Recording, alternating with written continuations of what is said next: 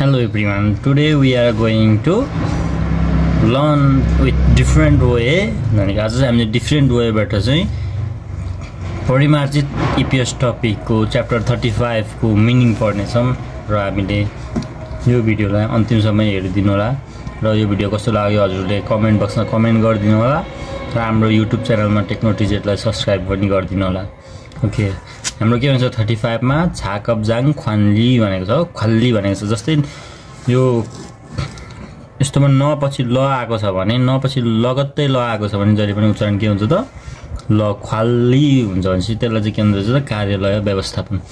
Okay, under the कार्यालय व्यवस्थापनको अन्डरमा हामीले के मिनिङ पढ्नु पर्ने रहेछ त लेट्स से त यहाँनिर अंगमाङ्गिदा भनेको अस्तव्यस्त हुनु भनेको जथाभावी हुनु कि जथाभावी जस्तै काम सबै भएर त्यहाँनिर चाहिँ यता उता लापरवाही रूपमा भएको हुन्छ अस्तव्यस्त हुनुलाई चाहिँ के भन्दो रहेछ त अंगमाङ्गिदा भनिदो रहेछ है। नेमसेगा सीमादा भनेको गन्ध बढी हुनु कि जस्तै कोठाहरू चाहिँ घामसाम नपसेर हावा चाहिँ भित्र पास हुन नपाएर चाहिँ के हुन्छ त नेमसेगा सीमादा गन्ध बढी हुनु भने। सौमी सिमहादामा चाहिँ हाम्रो आवाज बढी आउनु। सौम भनेको के त आवाज हो। आवाज बढी हुनुलाई चाहिँ के भन्दो रहेछ त सौमी सिमहादा। ओके, अब खुइछकादा भनेको आरामदायक हुनु भनेको आरामदायी हुनु। खुइछकादा भनेको ठिक हुनु भने जस्तो के। भान्गी आधा भनेको हावा सञ्चालन गर्नु, हावा चाहिँ साटफेर गर्नु। जस्तो कोठाको हावा झ्यालले ओपन गर्छ यताउतालाई चाहिँ गर्नुलाई चाहिँ के भन्दो रहेछ त भान्गी आधा भन्दो रहेछ। त्यसपछि छाकप दे भनेको कार्यतालिका भनेको आफ्नो काम गर्ने कार्यतालिका यो भएको। छाजे सामग्री, छाजे भनेको सामग्री, मूलफोम भनेको पनि सामग्री हो, छाजे भनेको पनि सामग्री हो, साङफुम भनेको पनि सामग्री हो, तर त्यो डिफ्रेन्ट फर्ममा हुन्छ है त। ख्वाल्ली आधा न आए या फिर नपछि ल लगतै आयो भने ख्वाल्ली आधा के भयो त व्यवस्थापन गर्नु। ओके, छेगो भनेको स्टक के त्योभित्र भनेको जस्तै कुनै पनि पसलेहरूले भित्र स्टक राखेको हुन्छ नि त्यस्तो स्टकलाई छेगो रुल। फाक आधा भनेको चाहिँ चेक गर्नु ल, फाक आधा भनेको एक्ज्याक्ट मिनिङ चेक गर्नु। ओके, ओन्दो रुल युजी आधा भनेको तापक्रम। ओन्दो भनेको जस्तै कोरियामा भुइँमा तापक्रम मिलाउनेलाई पनि ओन्दोल भन्छ, ओन्दोल सिस्टम भन्छ। त्यो भित्र त अब फादा के आन्दछ भन्नेवाला किसमा त्यहाँनिर भुइँमा बसेर उ गर्नेलाई पनि ओन्दोल भन्छ। जस्तै त्यही प्रकारले ओन्दो भनेको चाहिँ तापक्रम ओन्दो रुल। युजी आधा भनेको चाहिँ फिक्स कायम गर्नु ल। युजी आधा भनेको चाहिँ फिक्समा जस्तै अब 5 डिग्रीमा बनाएर छाड्नु भने 5 डिग्रीमै बनाएर छाड्नु पर्यो भने चाहिँ युजी आधा हो। त्यसपछि थप्गे रुल थप्ता भनेको पाल त्रिपालले चाहिँ यता ढाक्नु, त्रिपालले ढाक्नु। थप्के भनेको चाहिँ छोप्ने चिज, त्रिपालको थप्ता भनेको छोप्नु भन्दा पनि हो है। थामदाङजा भनेको जिम्मेवारी लिएको व्यक्ति है।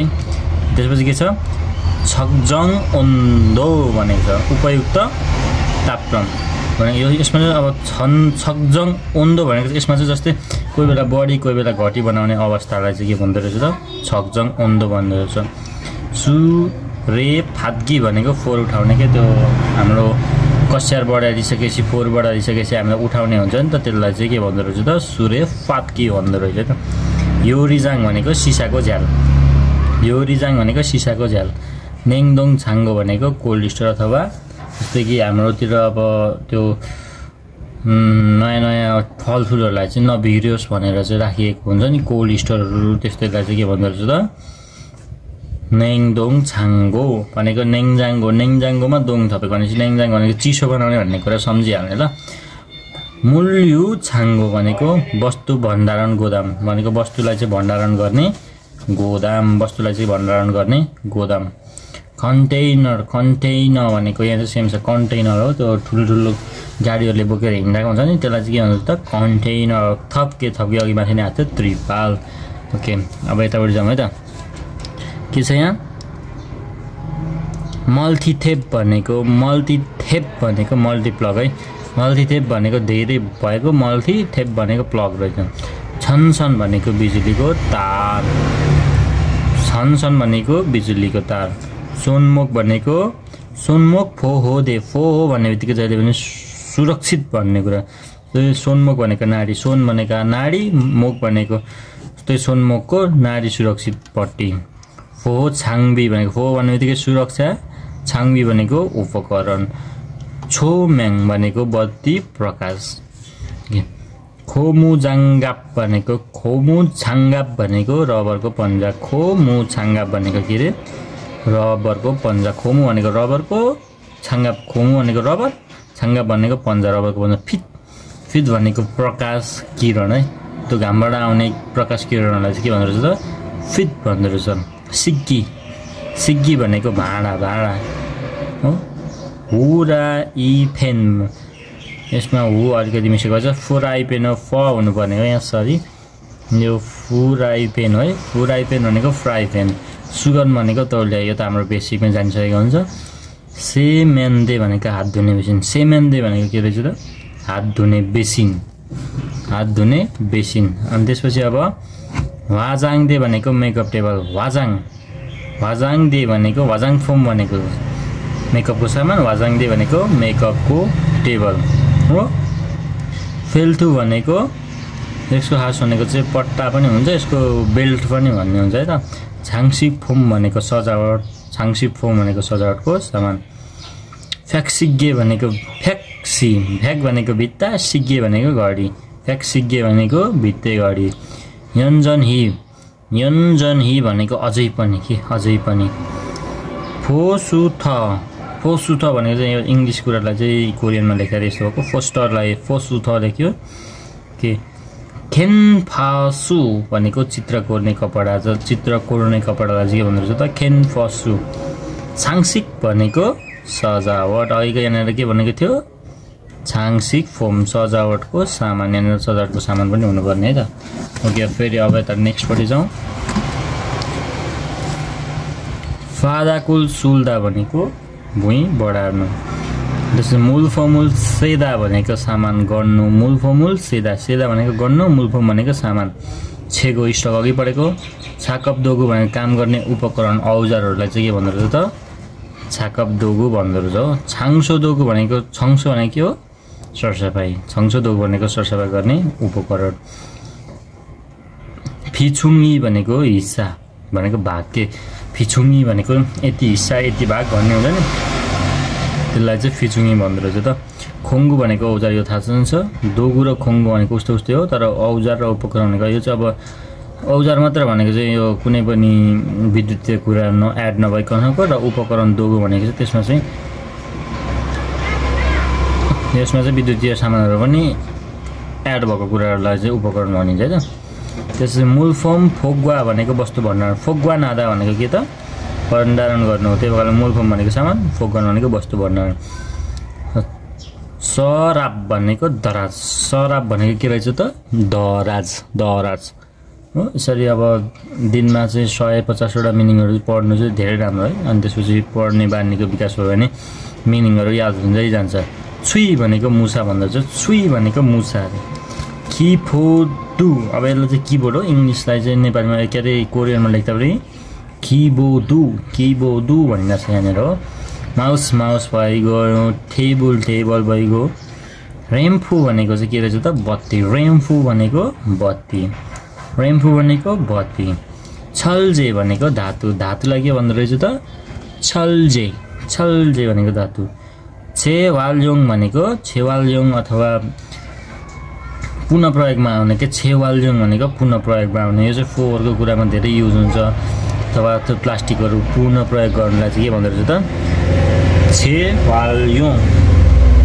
के अब मिसे मन्ज भनेको धुलोको कण, मन्जी भनेको के धुलोको कण, मिसे मन्जी भनेको धुलोको कण है त। छन्जाङ भनेको छत, ओक्साङ भनेको पनि छत है, ओक्साङ भनेको पनि छत, छन्जाङ भनेको पनि छत। फ्याक भनेको भित्ता पर्खाल, फ्याक्दोल भनेको इँटा हुन्छ यसमा। फादाकजे भनेको भूमि सामग्री, फादाक भनेको हाम्रो भुइँ हो, अनि फादाकजे भनेको भूमि सामग्री। सुफुरेई भनेको स्प्रे, सुफुरे, स्प्रेलाई चाहिँ यति लामो है सुफुरे स्प्रे। खिरुम भनेको तेल, यो हजुरलाई थाहा छ। खिरुम भनेको तेल, खिरुम भनेको तेल। त्यसपछि मोल, मोल सी, मोल थिस्यु, मूल टिस्यु भनेको पानी, मूल भनेको पानी, टिस्यु भनेको टिस्यु पेपर भिजेको टिस्यु भनेको है।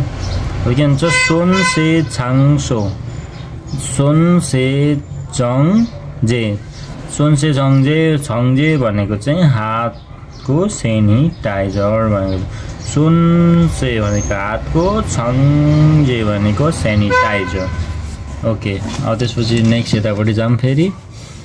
हाम्रो फाङसक भनेको कुसन, कुसन भनेको हाम्रो सोफातिर युज हुने हुन्छ नि, सोफातिर युज हुनेलाई चाहिँ के भन्दो रहेछ त कुसन।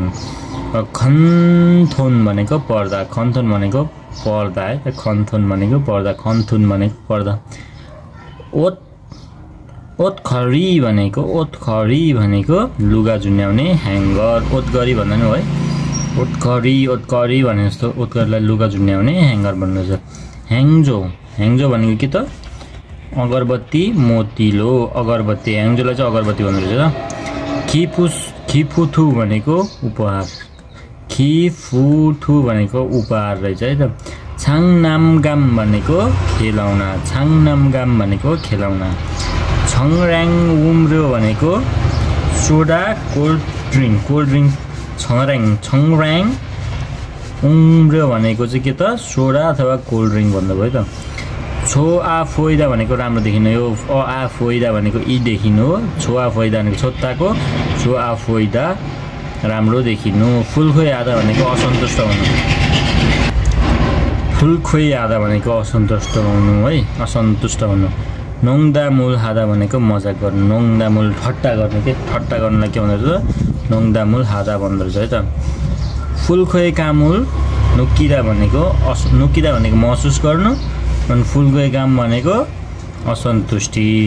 नाक्स भनेको लेखन है, नाक्स भनेको यो किरमिट गर्नु जस्तो लेखन गर्नु, यसरी कोर्नुलाई चाहिँ के भन्छ नाक्स।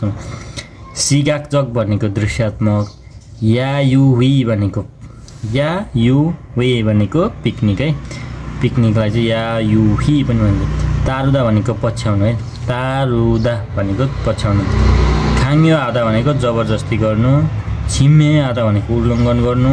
ह्याङ्सा भनेको अपराध। सोनहे फेसाङ भनेको क्षतिपूर्ति, फेसाङ भनेको क्षतिपूर्ति है त, सोनहे फेसाङ भनेको क्षतिपूर्ति। छिकुई हाजे भनेको पदबाट हटाउने। फुबुन भनेको भाग, फुबुन भनेको भाग। फुलफिल्यो हादा, फुलफिल्यो आधा भनेको, फिर्यो आधा भनेको आवश्यक हुनु, फुलफिल्यो आधा भनेको अनावश्यक हुनु। छपचौक भनेको सम्पर्क गर्नुलाई छपचौक भन्दो रहेछ हो। ओके, त्यसपछि के छ सिमगा कादा भनेको गम्भीर हुनुलाई, सिमगा कादा भनेको गम्भीर हुनुलाई चाहिँ के भनिदो रहेछ त सिमगा कादा। ओके, अब फेरि यसपछि यहाँ जाऊँ। फेछि भन्ने स्थान निर्धारण गर्नलाई के भन्दो रहेछ त फेछि, स्थान निर्धारण गर्नुलाई। त्यसपछि छङ्गी भनेको बिजुली। इम्सानमुल भनेको वनको, इम्सान भनेको वनको उत्पादन, इम्सानमुल भनेको वनको उत्पादन है त। छाङ्गाप भनेको 15,000। फिछुङ भनेको भाग महत्त्व, अघि पनि पढेको छ। छङसिन्चक भनेको मानसिक, छङसिन्चक भनेको मानसिक। खोतोङ भनेको पीडा। खोछो भनेको संरचना। सानप भनेको उद्योग व्यवसाय है, हामी जाने भनेको उद्योग व्यवसाय सानपतिर हो। खुकमिन भनेको नागरिक, कुनै पनि राष्ट्रको नागरिकलाई चाहिँ खुकमिन भन्छ। अब यसमा चाहिँ हाम्रो यो च्याप्टरको मेन इम्पोर्टेन्ट 35 च्याप्टरको इम्पोर्टेन्ट फिसुत माल र फान्दे माल है त। लेट्स सी, अब फेरि हामीले के हेर्ने त 35 च्याप्टरको फिसुत माल र फान्दे माल मेन इम्पोर्टेन्ट मिनिङहरूलाई चाहिँ हामीले यहाँ समावेश गरेको छौँ। यसलाई चाहिँ हामी हेरौँ है त। ओके, नेमसेगा सिम आधा गन्ध बढी हुनु। नेमसेगा खाङ आधा गन्ध तीव्र हुनु। सिमिलर चाहिँ अब अपोजिट चाहिँ नेमसेगा याक आधा भनेको गन्ध कम हुनु, याक आधा भनेको कम हुनु है त। सिम आधा खाङ आधा भनेको चाहिँ तीव्र हुनु, बढी हुनु भयो। याक आधा भनेको गन्ध कम हुनु। सौमुल सिम आधा भनेको आवाज बढी हुनु, यसको यहाँ छैन। छोयोङ आधा भनेको शान्त हुनु, छोयोङ आधा भनेको के त शान्त हुनु।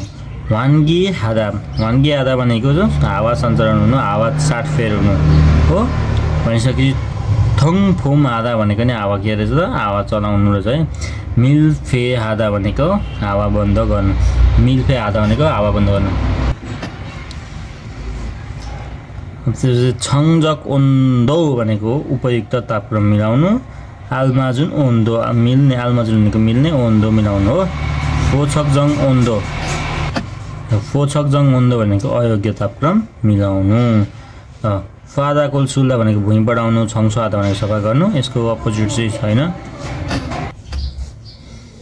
मूलफमुल सेदा भनेको सामान गर्नु हो मूलफमुल सेदा भनेको सामान गर्नु छुमेङ भनेको बत्ती प्रकाश यसलाई फित भनेर पनि भन्नुहुन्छ त्यसको अदुप्ताको अन्धकार अदुम भनेको अन्धकार है फुलखोइ आधा भनेको असन्तुष्ट हुनु खिबुनी नापुदा भनेको मुड खराब हुनु यसको चाहिँ मान्छक आधा भनेको सन्तुष्ट हुनु है मान्छक आधा भनेको सन्तुष्ट हुनु नाक्सा भनेको लेखन सिगान्छक भनेको दृश्यात्मक यसलाई फोइनुन भनेको देखिने दृश्यात्मक भनेको फोइनुन देखिने फुबुन भनेको भाग इल्बु भनेको केही हिस्सा छन्जे भनेको सम्पूर्ण फुल फिर्यो आधा भनेको फिर्यो आधा फुल फिर्यो आधा भनेको अनावश्यक फिर्यो आधा भनेको आवश्यक हुनु खोतोङ भनेको पीडा आफोम भनेको दुख्नु खिपुम भनेको खुसी हुनु ओके हजुरहरूलाई अब नेक्स्ट 36 च्याप्टरको मिनिङ चाहिएमा चाहिँ हजुरहरूले कमेन्टमा चाहिँ 36 च्याप्टरको मिनिङ हालिदिनु होला भनेर भन्नु होला मैले यो भिडियोलाई चाँडै लिएर आउने जमर्को गर्दै यो भिडियोबाट बिदा हुन चाहन्छु धन्यवाद